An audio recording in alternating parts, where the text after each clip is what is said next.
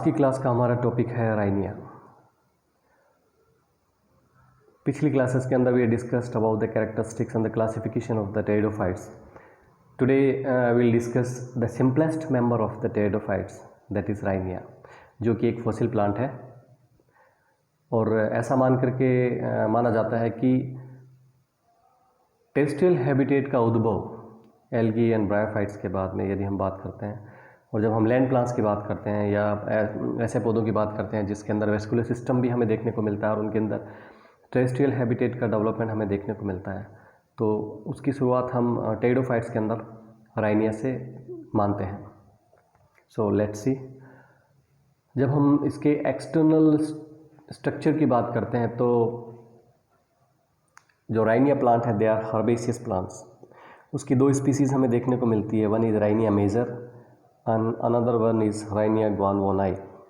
जब हम Rhynia major की बात करते हैं तो इसकी जो हाइट, प्लांट की जो हाइट है, हमें लगभग 50 सेंटीमीटर देखने को मिलती है, और उसका जो स्टेम होता है, जो एरियल पार्ट होता है, उसका जो डायमीटर है that is from 1.5 to 6 mm देखने को मिलता है। यदि हम दूसरी स्पीसीज़ राइनिया ग्वानवोनाई की बात करते हैं तो उसका जो एरियल पार्ट या स्टेम की जो या एक्सिस की जो हाइट होती है that is near about 20 centimetre देखने को मिलती है फ्रॉम द ग्राउंड। और जब उसके एरियल पार्ट के डायमीटर की बात करते हैं तो दैट इज़ या एक्सिस या स्टेम के डायमीटर की बात करते हैं तो that is from 1 to 3 mm in diameter. जैसा कि टेरिडोफाइट्स का बेसिक कैरेक्टरिस्टिक है कि देयर प्लांट बॉडीज डिवाइडेड या differentiated into root, stem and leaves. तो यहाँ पे हमें जो प्लांट है वो रूट, स्टेम एंड लीव्स के अंदर डिफरेंशिएटेड देखने को मिलता है। और इसके अंदर जो देयर इज़ सबटेरेनियन राइजोम हमें देखने को मिल रहा है, जो अंडरग्राउंड ज़मीन के अंदर ग्रो करता है, उससे अपराइट सीधी बाहर निकलती हुई हमें एरियल ब्रांचेस या एरियल शूट्स देखने को मिलते हैं। जो कि एरियल पार्ट होता है that is photosynthetic, means which is responsible for the process of the photosynthesis. इनके अंदर रूट्स हमें देखने को नहीं मिलती, बट जो राइजोम जो अंडरग्राउंड ज़मीन के अंदर ग्रो कर रहा है उसके ऊपर हमें यूनिसेलुलर राइजोइड्स देखने को मिलते हैं। उनके टफ्ट्स या उनके गुच्छे उसके अंदर हमें देखने को मिलते हैं। इनके जो एरियल शूट्स होते हैं राइनिया के, they are cylindrical and they are leafless with a tapering dichotomously branch system. यानी एरियल पार्ट ग्रो करता है, ग्रो करके डाइकोटोमसली यानी द्विशाखित होता है और दो ब्रांचेस के अंदर डिवाइड होता है। फिर वो दो द्विशाखित भाग की ब्रांचेज हैं ग्रो करती हैं, फिर आगे चल करके दो के अंदर डिवाइड हो जाती हैं। इस तरह का ग्रोथ पैटर्न हमें इनके अंदर we can say that is a dichotomous branching pattern हमें इनके अंदर देखने को मिलता है। इनके एरियल पार्ट के ऊपर हमें लीव्स नहीं देखने को मिलती है, और जो एरियल पार्ट होता है दैट इज सिलेंड्रिकल। जब हम राइनिया मेजर की बात करते हैं तो aerial shoots they were smooth, but in case of the Rhynia gwynne-vaughanii many adventitious branches were present on the aerial shoot as well as on the rhizome. Next slide के अंदर जो diagram उसके अंदर you can clearly see it कि उनके अंदर aerial shoots के ऊपर हमें एडवेंटियस ब्रांचेस भी देखने को मिलती हैं, खास करके जब हम दूसरी स्पीसीज़ की बात करते हैं, राइनिया ग्वानवोनाई की बात करते हैं, उसके अंदर ऐसा मान करके चला जाता है कि these branches helped in the vegetative propagation. Now in this diagram you can clearly see, okay, so the tip of the aerial branch usually bears a solitary terminal sporangium। यानी जो डाइकोटोमस जो ब्रांचिंग पैटर्न एरियल पार्ट की हमें देखने को मिलती है और अल्टीमेटली उनकी ग्रोथ जो एंड होती है that ends in the formation of the sporangium, जो कि 12 mm इन लेंथ और अबाउट 4 mm इन डायमीटर हमें देखने को मिलता है। You can see this is how the sporangium जो उनकी डाइकोटोमस ब्रांचिंग की ग्रोथ है वो इस तरह से स्पोरेंजियम की फॉर्मेशन के अंदर एंड हो जाती है। You can see the aerial shoot is there. और जब राइनिया ग्वानवोनाई की बात करते हैं तो उसके अंदर एडवेंटियस ब्रांचेस भी हमें देखने को मिलती है, जैसा कि हमने पिछली स्लाइड्स के अंदर डिस्कस किया था। On the underground part you can see the rhizome is there, और राइजोम से हमें टफ्ट्स ऑफ यूनिसेलुलर राइजोइड्स उनके राइजोम के ऊपर देखने को मिलते हैं, जो कि एंकरेज का काम करते हैं and absorption of the water from the soil. Now यदि हम इसकी एनाटॉमी की बात करें या राइनिया के इंटरनल स्ट्रक्चर की बात करें या उसके एरियल शूट का एक्टियस ट्रांसवर्स सेक्शन को स्टडी करें तो हमें anatomically the aerial shoot and the rhizomes are almost similar, क्योंकि rhizome is also the stem, but it is the difference between stem and rhizome is that rhizome becomes the underground part. It grows parallel to the surface of the soil. So the aerial shoot can be differentiated into three parts. It has epidermis, cortex and stele. यानी जब हम rhizome के transfer section की बात करेंगे या उसके aerial shoot के ट्रांसफर सेक्शन की बात करेंगे तो दोनों के अंदर हमें विल फाइंड द सेम कि एपिडर्मिस के अंदर डिवाइड, एनाटॉमिकली हम उसको एपिडर्मिस के अंदर डिवाइड कर सकते हैं, कॉर्टेक्स के अंदर डिवाइड कर सकते हैं और स्टील के अंदर डिवाइड कर सकते हैं. That will see in the next slide. उसका डायग्राम्स से हम it will become more clear to you. Now epidermis की जब बात करें तो it is the outer most surrounding layer. It is 1 cell thick and it is covered by a thin cuticle. और जब हम उसके एपिडर्मिस, जो एरियल शूट्स के ऊपर एपिडर्मिस पाई जाती है, जब हम उसकी बात करते हैं तो उसके अंदर हमें स्टोमेटा देखने को मिलते हैं. लेकिन स्टोमेटा की एब्सेंस हमें देखने को मिलती है राइजोम के अंदर. जो एरियल पार्ट होता है उसी के अंदर, एपिडर्मिस के अंदर, you can see in this clear diagram कि this is epidermis is there and epidermis के अंदर ये स्टोमेटा देखने को मिल रहे हैं. ये epidermis single layer of cells भी देखने को मिल रही है. उसके ऊपर बाहर, एपिडर्मिस के बाहर की तरफ हमें थिक एक लेयर देखने को मिल रही है, that is made up of the cuticle. और this epidermis is many places it is interrupted by stomata. तो स्टोमेटा हमें देखने को मिलते हैं, बट राइजोम के अंदर हमें स्टोमेटा देखने को नहीं मिलते. नाउ व्हेन एपिडर्मिस के बाद अंदर की तरफ हम बात करते हैं तो हमें वहाँ पे कॉर्टेक्स देखने को मिलती है. तो cortex, it is differentiated into outer cortex and the inner cortex. The outer cortex के अंदर 1 से 4 सेल्स की थिकनेस की हमें देखने को मिलती है. The cells are thin walled and without intercellular spaces, यानी उनके अंदर हमें इंटरसेल्युलर स्पेसिस देखने को नहीं मिलते. लेकिन यदि हम इनर कॉर्टेक्स की बात करते हैं which lies toward the steel, तो वहाँ पे हमें लार्ज इंटरसेल्युलर स्पेसिस देखने को मिलते हैं. एंड उनकी जो सेल्स होती है उनके अंदर हमें क्लोरोप्लास्ट देखने को मिलता है. ऐसा माना जाता है कि this was the chief photosynthetic region of the plant.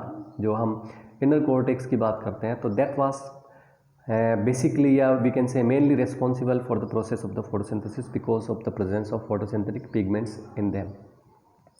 इसके अंदर एंडोडर्मिस की एंड पेरीसाइकिल की बात करें तो ये दोनों ही लेयर इसके अंदर हमें देखने को नहीं मिलती.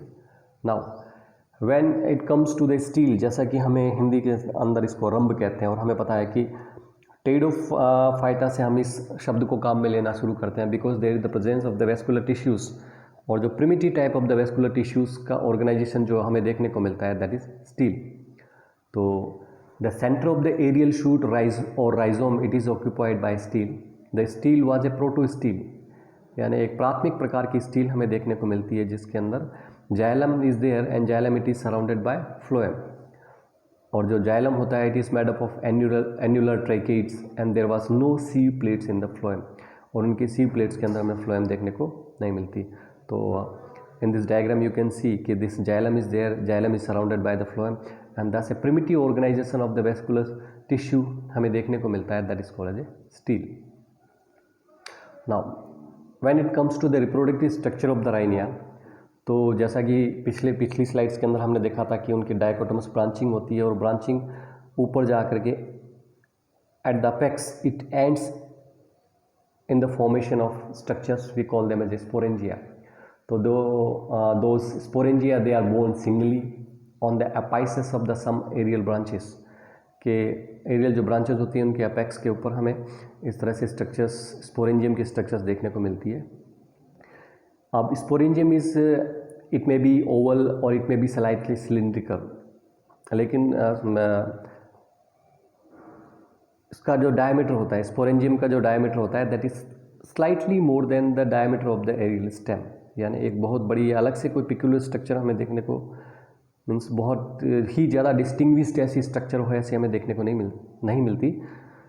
कहने का मतलब एरियल स्टेम ग्रो करता है और उसका एंड अपेक्स के ऊपर क्या होता है, एक स्लाइटली ओवल और सिलेंड्रिकल स्ट्रक्चर देखने को मिलती है which is slightly more in diameter as compare to the aerial part and that structure is called as a sporangium. They are 12 mm long and 4 mm in breadth in Rhynia major. और जब हम Rhynia ग्वानोवाई की बात करते हैं तो वो 4 mm long होते हैं और 1 mm उनकी थिकनेस या ब्रॉडनेस हमें देखने को मिलती है। यदि हम एक स्पोरेंजियम का लॉन्गिट्यूडनल सेक्शन लेते हैं तो it has a 5 cells thick cell wall, उसके चारों तरफ हमें एक थिक सेल वॉल देखने को मिलती है। और जो outermost layer was 1 cell thick and it is cuticularised epidermis, जिसके बाहर की तरफ हमें क्यूटिकल की थिकनिंग देखने को मिलती है। और उसके एपिडर्मिस के बाद में हमें 3 सेल्स थिक मिडिल लेयर देखने को मिलती है जो कि थिन वॉल की बनी हुई होती है। एंड सबसे अंदर की तरफ इनर मोस्ट लेयर जो कि 1 सेल की थिकनेस की होती है, that is called as a tapetum. The walls was surrounding a species sporangial cavity which was without columella and contained a large number of the spores। यानी 5 sales, लगभग 5 sales की thickness का एक jacket देखने को मिलता है और बीच के अंदर एक हमें कैविटी देखने को मिलती है जो कि स्पोरेंजियल कैविटी कहलाती है, जिसके अंदर हमें कोलुमेला स्टेराइल सेल्स हमें देखने को नहीं मिलती और उसके अंदर large number of the spores हमें देखने को मिलते हैं। ये जो स्पोर्स होते हैं they are of the same size and thus we can say कि इसके अंदर राइनिया के अंदर बनने वाले स्पोर्स दे आर होमोस्पोरस और उनका जो डायमीटर होता है that is 16 micron in diameter, वो हमें देखने को मिलते हैं। कुल मिला के इससे ऐसा कह सकते हैं कि राइनिया की जो स्पीसीज़ होती है दे आर होमोस्पोरस, और जो बहुत सारी स्पीसीज़ के अंदर जो स्पोरेंजियम होता है उसके अंदर जो स्पोर्स हमें देखने को मिलते हैं दे आर टेट्राहेड्रल टेट्राड्स के फॉर्म में हमें देखने को मिलता है, जो ये सजेस्ट करता है कि टेट्राहेड्रल टेट्राड का फॉर्मेशन हमें सजेस्ट करता है कि जो स्पोर्स का फॉर्मेशन होता है that is by reduction division. और जो प्लांट इस तरह के स्पोर्स को रिप्रेजेंट करता है, हम मान करके चलते हैं कि स्पोरोफाइटिक जनरेशन को रिप्रेजेंट करता है, जिसके ऊपर टेट्राहेड्रली मियोटिक डिवीज़न के द्वारा या रिडक्शन डिवीज़न के द्वारा हमें स्पोर टेट्राड या स्पोर्स का फॉर्मेशन देखने को मिलता है। और इनके अंदर स्पोर्स को डेहिसेंस करने की या उनके प्रकीर्णन की या उनको फैलाने की कोई स्पेशल मैकेनिज्म या कोई विशेष तरीका हमें देखने को नहीं मिलता। ऐसा माना जाता है कि liberation of the spores because they are fossils, तो हम सारा जो हमारा स्टडी है that is based on the speculation, that is based on the characteristics, जो उनकी एनाटॉमी को, उनकी मॉर्फोलॉजी को हम देखते हैं, उन्हीं कैरेक्टरिस्टिक्स के आधार पे हम इस कंक्लूजन पे पहुंचते हैं कि उनके अंदर जो लिबरेशन या जो स्पोर्स का बाहर निकलना it is only by disintegration of the sporangial wall, यानी स्पोरेंजियल वॉल नष्ट हो जाती है, डिसइंटीग्रेट हो जाती है और उसके बाद स्पोर्स का प्रकीर्णन या उनका फैलाव हमें दूर दूर तक देखने को मिलता है। Now in the last slide this is the structure of the sporangium। जो टर्मिनल एरियल ब्रांचेज जो होती हैं वो टर्मिनली इस तरह के स्ट्रक्चर के अंदर एक स्पोरेंजियम के अंदर जाकर के एंड होती है। तो you can see clearly in this diagram की बीच के अंदर एक स्पोरेंजियल कैविटी है, उस कैविटी के अंदर हमें बहुत सारे स्पोर टेट्राड देखने को मिल रहा है, स्पोरेंजियल वॉल देखने को मिल रही है। और नीचे वाले सी जो डायग्राम है उसके अंदर हम देखते हैं कि स्पोर टेट्राड का फॉर्मेशन कुछ इस तरह से हमें देखने को मिलता है। तो this is all about the simplest type of the fossil pteridophyte which is in our syllabus, and जहाँ से हम मान करके चलते हैं कि वेस्कुलर सिस्टम और टेरेस्ट्रियल हैबिटेट का टेरिडोफाइट्स के अंदर तो उद्भव हमें देखने को मिलता है। Okay, thank you very much and we'll discuss next in the next classes.